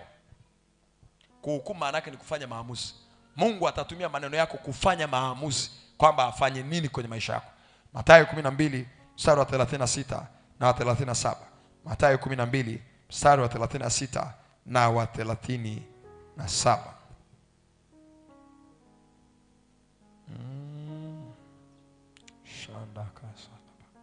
Asa basi nawaambia kila neno lisilo la maana watakalolinena wanadamu watatoa hesabu ya neno hilo siku ya hukumu. Kwa nini? Kwa sababu ukiongea wanaandika. Mstari wa 37 anasema kwa kuwa kwa maneno yako utahesabiwa haki na kwa maneno yako utahukumiwa. Kwa maneno yako utahesabiwa haki na kwa maneno yako utahukumiwa. Nani atakuhukumu? Mungu. Kwa sababu gani? Alisikia kile unavyoongea. Jambo lingine tena, nani huwa anasikia ukiongea? Yapo maandiko mengi hapo kwenye hilo jambo la kwanza. Kuna andiko lingine Isaya 57 mstari wa 19. Mungu anasema anayaumba matunda ya midomo yako. Maana yake unavyoongea unampa Mungu platform ya kuumba. Mungu aumbe nini? Anaangalia unasema nini. Mungu aumbe nini? Anaangalia unasema nini. Mikono yao zimeharibiwa kwa kuongea visivyofaa. Malaika wa Mungu unapoongea wanasikia na wanafanyia kazi maneno yako. Anasema Mhubiri sura ya 10 tena mstari ule wa 20. Mhubiri sura ya 10 mstari ule wa 20. Ona tena, hata hapa anasema tena, anasema kila neno unaloliongea, hata unaloliongea ukiwa chumbani kwako. Anasema usimlaani mfalme, la hata katika wazo lako, wala usiwalaani wakwasi chumbani mwako, maana mahali pasiri, kwa kuwa ndege wa anga ataichukua sauti na mwenye mabawa ataitoa habari. Hiyo ndege wa angani ni malaika wanaongelewa hapo. Hawa ndio walikuwa wanamsaidia Elisha. Anajua wafalme wanachoplani kinyume na Israeli na anaenda kumpelekea taarifa mfalme wa Israeli, na baadaye wale watu wakawa wanashindwa. Kila akipanga wanashindwa. Kila akipanga wanashindwa. Kwa sababu gani? Malaika wanasikia na wanaleta habari. Hivi unajua, unaweza ukawa hapa nikakwambia kuna mtu umekuja hapa ukiwa unaumwa. Unaumwa tumbo na maumivu makali ya tumbo. Roho Mtakatifu anataka akuponye saa hii. Unajua wakati mwingine tunajuaje? Ni wale malaika walikuwa na wewe kule ulipo na wananiletea taarifa mimi nikiwa kwenye ibada. Na taarifa wanaweza kaniletea kama wazo. Nikasikia au kama sauti, nikasikia. Na nikisikia nikasema, huyo mtu atakuwepo tu na atapatikana.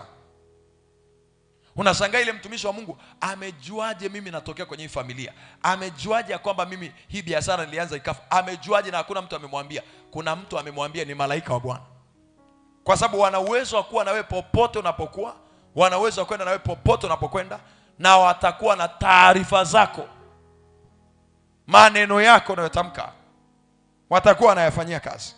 Tafsiri yake ni kwamba usiongee. Ile jambo la kwanza nilikwambia, Mungu anasikia unachoongea. Maana yake usiongee ambacho hutaki Mungu akufanyie.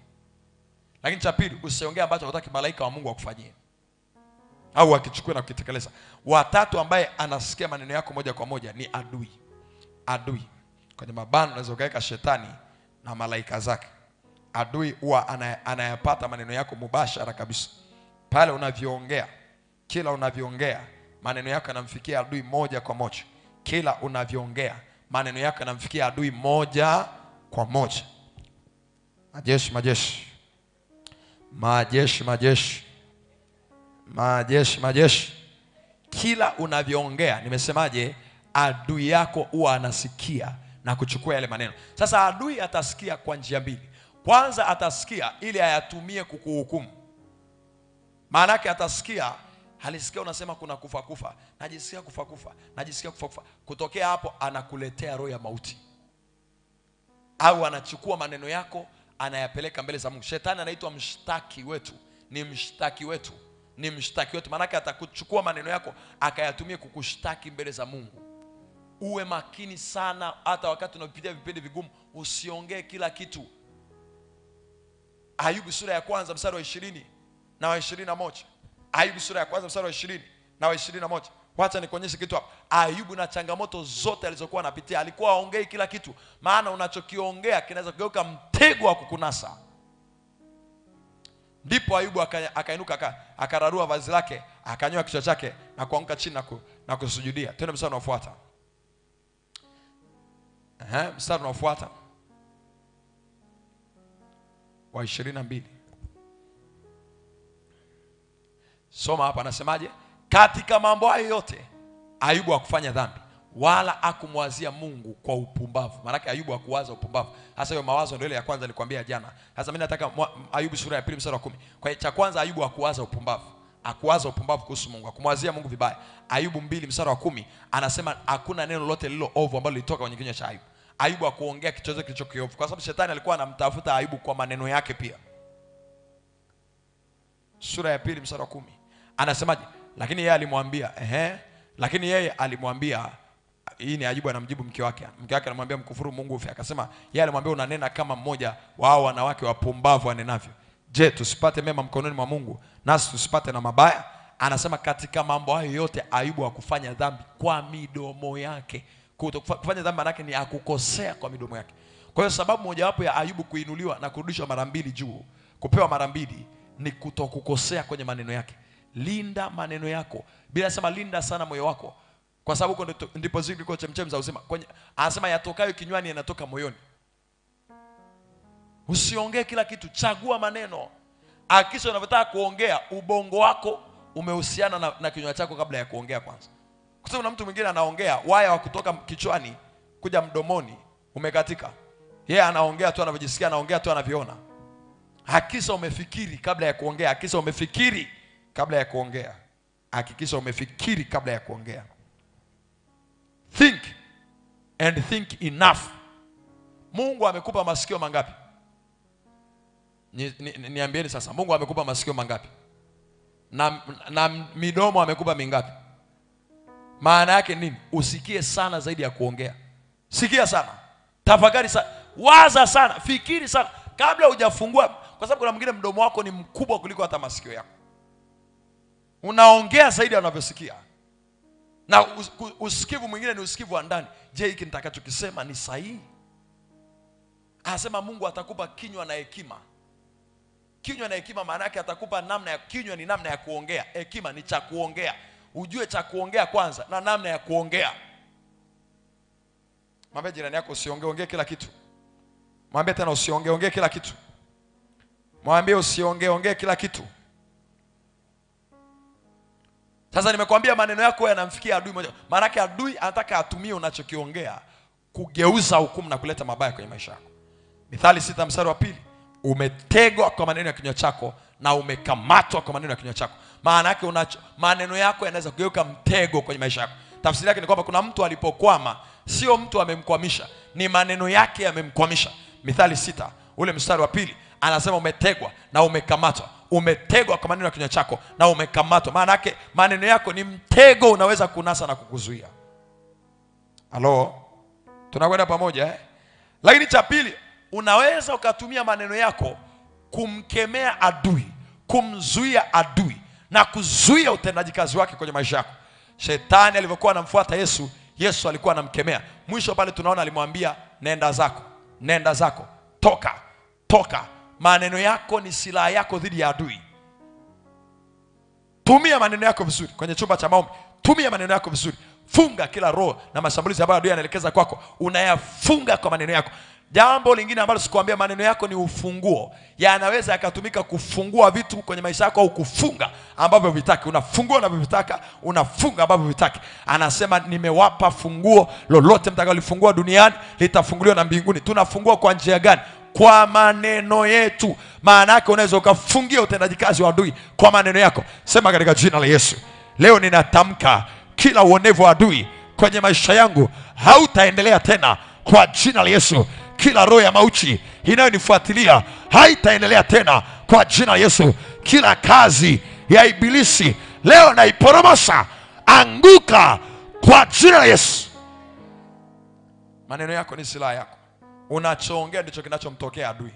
Unachoongea ndicho kinachomtokea adui. Samueli wa kwanza 17 mstari wa 40.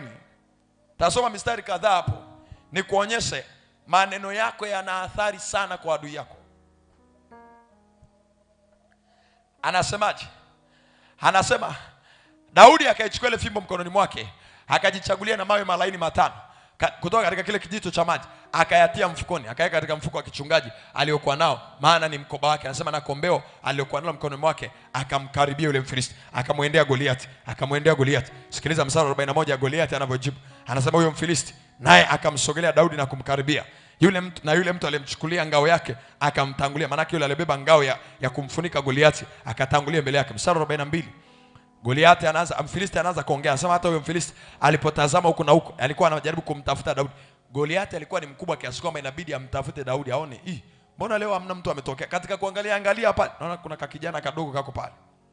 Anasema akamwona Daudi, akamdharau kwa kuwa ni kijana tu mwekundu, tena ana sura nzuri. Sasa angalia, Goliathi amemdharau Daudi, lakini alianza kuongea kinyume na Daudi. Mstari wa 43 anasema Mfilisti akamwambia Daudi, je, mimi ni mbwa hata umenijia kwa fimbo? Anasemaje? Mfilisti akamlaani Daudi kwa miungu yake. Maana yake Goliathi alianza kuachilia maneno ya laana na kwa miungu yake. Maana yake nilikwambia kila unachoongea ulimwengu wa roho wanakichukua. Akiongea mchawi, maroho ya uchawi yanachukua ile maneno yake, yanafanyia kazi. Akiongea mganga, maroho ya uganga yanachukua, yanafanyia kazi. Na ukiongea we mtu wa Mungu, Mungu anachukua, anafanyia kazi. Anasema miungu ya Goliathi ikachukua ile maneno. Mstari wa 44 angalia laana aliyokuwa anaachilia. Anasema Mfilisti akamwambia Daudi, njoo huku kwangu, nyama yako nitawapa ndege wa angani na wanyama wa mwituni. Maneno haya anayaongea sio ya kawaida, ni maneno ambayo unaweza kuona ni ya kawaida, lakini rohoni yanakuja na nguvu ya miungu ya Mfilisti. Kwa hiyo silaha ya kwanza ya Goliathi haikuwa upanga, haikuwa mkuki, ilikuwa maneno yake. Anatumia maneno yake kushindana vita. Kabla Goliathi hajatoa panga, mpigane panga kwa panga, alikuwa anatanguliza maneno yake kwanza. Kwa hiyo kuna maneno anaweza kawa anatanguliza, maneno yake yanakuja na aina ya Mungu. Nashangaa mtu tu, Goliathi anapeleka ngumi, mtu amekaa tu, hakwepi, amekaa tu. Baadaye unamuuliza ilikuwaje, mbona hukukwepa? Ni miungu ilipewa ruhusa kwa maneno, ikamshikilia mtu akaduaa, akazubaa. Tukia hapo Goliathi ni kupiga tu. Maana yake pia maneno yako ni njia ya kumruhusu Mungu au miungu ipigane vita zako. Hujaanza kupiganiwa kama hujaanza kuongea. Hujaanza kupiganiwa kama hujaanza kuongea. Anasema njoo huku kwangu, nyama yako. Angalia mstari wa 45. Daudi naye akaongea. Ndipo Daudi naye akamwambia Mfilisti, wewe unanijia mimi kwa upanga na fumo na mkuki, bali mimi nakujia kwa jina la na majeshi, Mungu wa majeshi ya Israeli uliwatukana. Angalia naye anamuelezea atakachomfanya. Usiache kuongea pia utakachomfanya. Adui akiongea anachotaka kukufanya, ongea wewe unachomfanya sasa. Anasema siku hii ya leo Bwana atakuua mkononi mwangu. Maana yake ameshaanza kumtangazia kufa kabla hajamuua. Atakuua mkononi mwangu, nami nitakupiga. Maana yake mimi nitakuwa napiga maiti kwa sababu Mungu atakuwa ameshakuua tayari. Nami nitakupiga na kukuondolea kichwa chako. Nami leo nitawapa ndege wa angani na wanyama wa nchi mizoga ya majeshi ya Wafilisti, ili kwamba dunia nzima wajue kuwa yuko Mungu katika Israeli. Kwa hiyo vita hii kati ya Goliati na Daudi ni vita kati ya miungu ya Wafilisti na Mungu wa Israeli ambaye ni Bwana wa majeshi. Unapopigana vita na mtu yoyote, mnaweza mkaonekana wote mna silaha, lakini vita yenu sio mwilini kwanza, ni rohoni kwanza. Yoyote unayemshinda kwenye ulimwengu wa roho na mwilini umemshinda, haijalishi anatumia silaha gani. Ni mfano, ninaona kuna watu wana silaha kubwa ndani ya mwaka huu, wanataka kuonyesha kwamba wana uwezo na mabavu juu ya Tanzania. Lakini nataka nikueleze, kwenye ulimwengu wa roho vita ilishaisha, na Mungu atathibitisha sio muda mrefu katika jina la Yesu. Sio silaha za Goliati zinaweza kuamua ushindi wa vita, ni miungu yake na maneno yake. Na ndio maana wao wanaongea na sisi tunaongea. Tanzania mpya imefanyeje? Imekuja kwa jina la Yesu.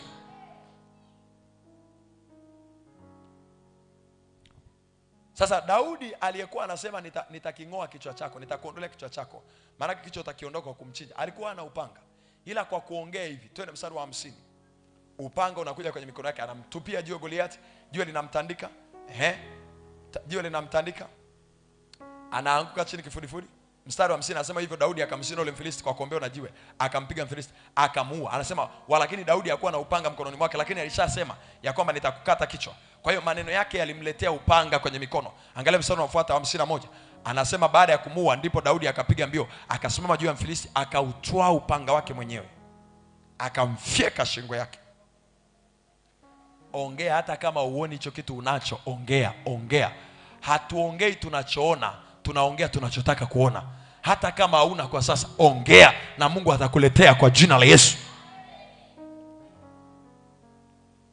Maneno hayo ndio alimuua Goliati akafa.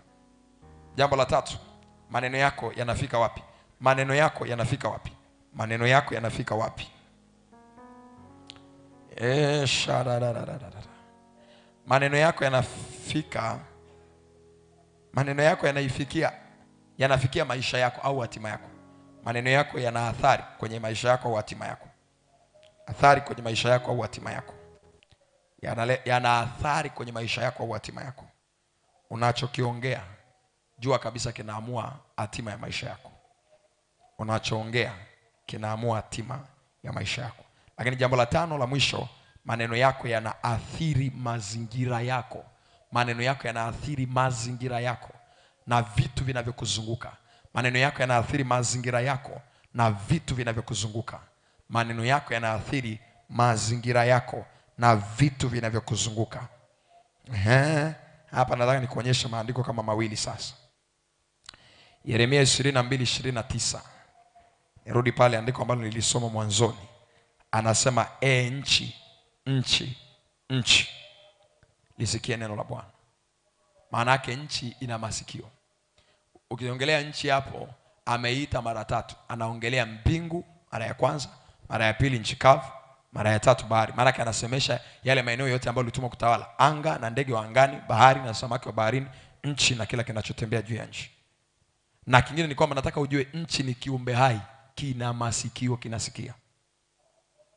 Kila chenye jina kinasikia. Unaweza ukamwambia mlima huu ng'ooka ukasikia na ukaenda kujitosa baharini, kwa sababu kila chenye jina kinasikia.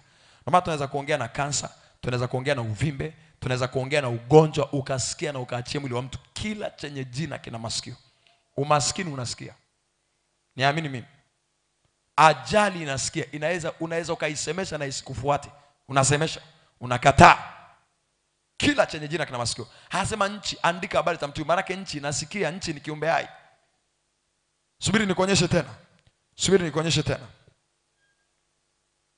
Mwanzo sura ya 1 ule mstari wa 11 na 12. Mwanzo sura ya 1 mstari wa 11 na wa 12. Mwanzo sura ya kwanza mstari wa 11. Anasemaje? Mungu akasema nchi na itoe. Nchi ni nchi inasemeshwa itoe. Na nchi ilivyosemeshwa itoe, twende mstari wa 12. Mstari wa 12 anasema nchi ikatoa. Kwa hiyo unaweza ukasemesha nchi itoe vitu kwa ajili yako na ikatoa. Mazingira unaweza ukayasemesha. Yesu alikuwa anaongea hadi na pepo za baharini. Upepo ule unapiga baharini. Hasema watu wanafunzi wakafika mahali wakasema, huyu ni nani hata pepo za bahari zinamtii? Maana tunaweza kuongea hadi na upepo ukasikia. Unaweza kuongea hadi na mti na shamba, ukaliendea shamba lako au kiwanja chako ukakisemesha kwa mamlaka ya jina la Yesu, mwaka huu kiwanja naanza kujenga hapa. Ukisema tukinasikia. Marko 11 mstari wa 12 mpaka wa 14. Siku moja alfajiri Yesu ametoka akiwa anasikia njaa. Marko 11 mstari wa 12 mpaka wa 14. Akaukuta mtini na akatafuta matunda ya kuona. Biblia inasema akaulaani. Akaulaani. Tena nataka nikuonyeshe hapa, anasema hata asubuhi yake alipotoka Bethania aliona njaa. Mstari wa 13. Anasema akaona kwa mbali mtini wenye majani. Akaenda ili labda aone kama kuna kitu juu yake. Alipoufikia akuona kitu ila majani, maana si wakati wa tini. Angalia mstari wa 14. Anasemaje hapo? Akajibu. Unaona hilo neno akajibu? Kujibu maana yake uweze ukajibu kama mtu hajakusemesha. Ni kweli sio kweli? Unaweza kujibu kama mtu hajakusemesha. Unaweza kujibu kama hujasemeshwa. Maana yake mtini ulimsemesha Yesu hapo. Na Yesu akaujibu. Tutasalia hapa kwa Kiingereza amplified. Yesu akaujibu, akauambia. Maana yake ni mazungumzo haya yanaendelea hapo. Mtini ni kitu kinasikia. Akasema mtu asile matunda kuanzia leo. And he said to it, no one will ever eat fruit from you again. Na wanafunzi wake wakasikia. Mstari wa 20. Yesu aliposema mstari wa 20, anasema wakakuta ule mti umenyauka na umekauka. Mstari wa 20 anasema in the morning as they were passing by, the disciples saw that the fig tree has withered away. Ule mti ulikuwa umekauka from the roots up, kutokea chini mpaka juu. Ndani ya usiku mmoja maneno yalinyausha mti ukakauka. Unaweza ukasemesha mimea yako shambani uliopanda, mazao yako shambani uliopanda. Una miti umepanda, unaweza ukaisemesha kwa mamlaka ya jina la Yesu, amtakufa nyie, amta na amua hatima yenu, sio mazingira yataamua hatima yenu. Mtazaa na kuongezeka. Semesha. Unaiendea biashara yako, unaisemesha. Unaendea kama unafuga, unasemesha mifugo yako. Unaweza kuonekana ni mjinga, lakini sio ujinga, ni jambo la kiroho hili. Mazingira yanasikia.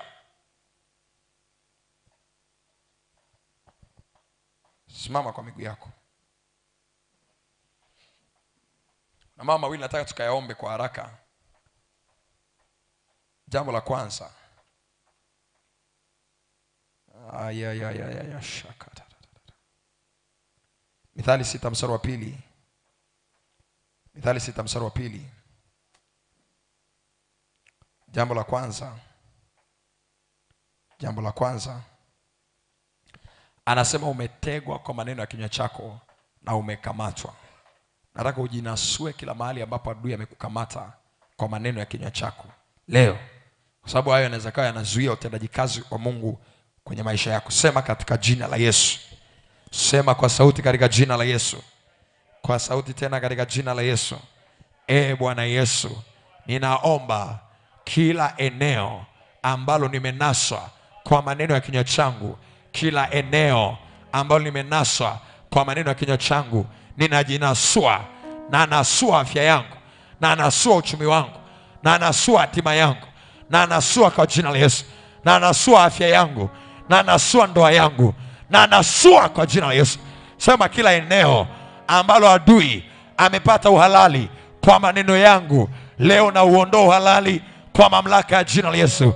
Leo na uondoa uhalali kwa mamlaka ya jina la Yesu. Hebu omba kwa dakika 5 ya kwamba Bwana, kila mahali ambapo adui ameninasa kwa maneno ya kinywa changu, ninajinasua katika jina la Yesu. Ninajinasua katika jina la Yesu. Anza kuomba ile ombi ya kwamba Bwana, popote ambapo inawezekana nilisema kwa sababu ya kukata tamaa, nilisema kwa sababu ya kukosa imani, nilisema kwa sababu ya kutokujua athari ya maneno kwenye ulimwengu wa roho, leo Bwana ninaomba uninasue. Ninanasua uchumi wangu, ninanasua miguu yangu, ninanasua hatima yangu, ninanasua kesho yangu, ninanasua baraka zangu zilizokuwa zimekamatwa kwa sababu ya maneno yangu. Anza kuomba, mwambie Bwana, na nasua chochote ambacho adui alipata kibali kwa njia ya maneno. Shandaradaba yakadabarababasaya yantadadamasanda rekaradabadaba ashadadabosa lekayaradadaba rakayamashanda lekaradababababa. Bwana, ninajinasua na nasua hatima yangu mahali popote ambapo adui alininasa, na nasua uchumi wangu kwa maneno haya, na nasua ndoa ya mtu mmoja kwa jina la Yesu, na nasua biashara ya mtu mmoja kwa jina la Yesu. Maneno ni mbegu, kila mbegu ya ubaya iliyomea kwa njia ya maneno naing'oa leo, naing'oa leo, naing'oa leo, naing'oa leo. Radadadadadada yakadababababa akayadadadababa radarababababa kwa jina la Yesu. Ile mauti iliyopata kibali kwa njia ya maneno, ile sumu iliyopata kibali kwa njia ya maneno, leo naifuta, nafuta kwa mamlaka ya jina la Yesu. Nafuta sharandaradababa ayakadaraba ashayadaraba rekayananama. Natangaza kwa jina la Yesu. Hebu jitangazie ushindi, jitangazie kuinuka, jitangazie kupenya. Semesha nchi ya kwamba wewe utamiliki katika nchi. Semesha nchi ya kwamba wewe utapenya, wewe utafanikiwa. Familia yako haitazuiliwa, hautabakia mjane, hautabakia mgane, hautabakia yatima. Kataa mauti, hata mabaya ambayo adui amepanga kinyume chako. Kataa kwa jina la Yesu. Ninatangaza nchi, andika habari zangu na watoto wote wa familia Kinzudi kwa mamlaka ya jina la Yesu, ya kwamba tunafanikiwa, ya kwamba tunapenya, ya kwamba tunavuka kila ukuta uliokaa mbele yetu, tunauvuka kwa jina la Yesu. Hatuzuiliki, we are unstoppable. Sisi ni kama mti uliopandwa kando kando ya vijito vya maji, na kila tulitendalo linafanikiwa. Hatutakauka, hatutasinyaa kwa jina la Yesu. Leo tunatangaza yekadadadada sana rakarada bababa. Natangaza ustawi, natangaza kuinuka, natangaza kuchanua, natangaza sitakwama wala kukwamishwa kwa njia yote ile. Tangaza kwa jina la Yesu. Umaskini sio fungu langu kwa mamlaka ya jina la Yesu. Umaskini sio fungu langu, sio fungu lako pia kwa mamlaka ya jina la Yesu. Tunaitangazia ile biashara ya kwamba itastawi, itayahudumia mataifa mengi, itayahudumia mataifa mengi. Natangaza kutanuka, natangaza kuongezeka, natangaza kuinuka. Mimi ni sauti isiyopuuzwa kwenye kizazi. Hakuna kunipuuza, sitapuuzwa kwa jina la Yesu. Mimi ni sauti ambayo watu hawataipuuzia. Sitapuuzwa, sitadharauliwa. Ipo neema ya Bwana juu yangu, upo mkono wa Bwana juu yangu. Yapo mema Mungu ameweka kwenye maisha yangu. Natangaza hasara haitaniona kwa jina la Yesu. Mishale ya adui haitaniona kwa jina la Yesu. Kwa maneno yangu natangaza, kila waliponiangusha nainuka, kila walipomwangusha mshirika huyu namuinua kwa jina la Yesu. Kila walipoangusha uchumi wake na kuinua kwa jina la Yesu. Popote ambapo walitamka mabaya juu yako, leo nafuta, natamka mema. Walitamka mabaya, leo nafuta. Hiyo walitamka kwenye madhabahu zao, leo niko madhabahuni pa Bwana. Natamka nikiwa madhabahuni pa Bwana ya kwamba utakwama. Shadadaba rakadadababa. Neno hili halitarudi bure. Nenda ukafanikiwe, nenda ukainuke. Kila eneo ambalo adui alikuwa amekuzuia, unapenya. Naona shuhuda zikizaliwa kwenye maisha yako. Shuhuda nyingi zikizaliwa kwenye maisha yako. Shuhuda za matendo makuu ya Mungu. Yekadadabababa ashadadabababa katika jina la Yesu. Nataka nikuongoze kufanya ukiri wa matamko yenye nguvu kwa dakika kama 5. Ukiri wa matamko yenye nguvu, na nitakuongoza kwenye maeneo karibu yote sawa sawa na neno la Bwana. Sema katika jina la Yesu. Kwa sauti ya mamlaka sema katika jina la Yesu. Ninatangaza kila mahali ambapo nilitegwa kwa maneno ya kinywa changu na nikakamatwa kwa maneno ya kinywa changu, leo najinasua. Leo najinasua kwa damu ya Yesu. Natangaza kila hati ya mashtaka ambayo adui ameiandika kupitia maneno yangu, leo naifuta kwa damu ya Yesu.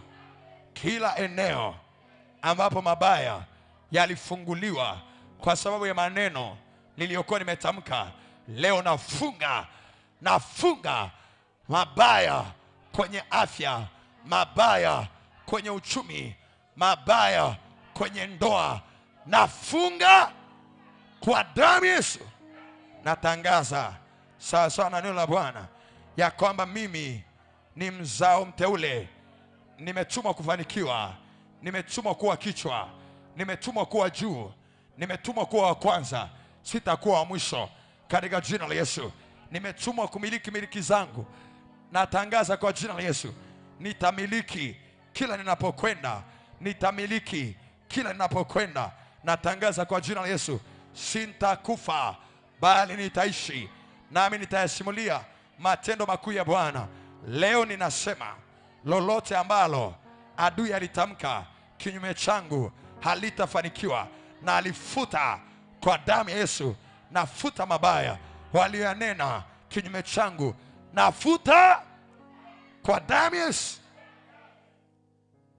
Roho Mtakatifu ananiambia nikupe dakika 2 za kumwomba Mungu neno lolote unalotaka kutendea. Lolote unalotaka kutendea. Omba. Omba. Hii ni ombi lako binafsi sasa. Jambo lako le binafsi unataka Mungu akutendee. Ndani ya dakika hizi 2 omba. Si Bwana. Hata kama hutatoa sauti, lakini hakisha unaomba. Hakisha unaomba. Mwambie tu Bwana, mwambie tu Bwana. Mwambie jambo lote unalotaka Mungu akutendee. Kazana, mwambie Roho Mtakatifu, kwenye jambo hili ingilia kati, kwenye jambo hili nipe ushuhuda, kwenye jambo hili fanya muujiza, kwenye jambo hili nipe matokeo, kwenye jambo hili Bwana nifungulie mlango, kwenye jambo hili niinulie mtu. Pale unapotaka Mungu akusaidie, mwambie. Na mimi namwambia wakati naona, mwambie. Roho Mtakatifu, na mimi ninatamka kwa niaba yako. Mwambie Roho Bwana, hata mimi najiombea, Mwambie Roho Bwana unachotaka kutendea katika jina la Yesu.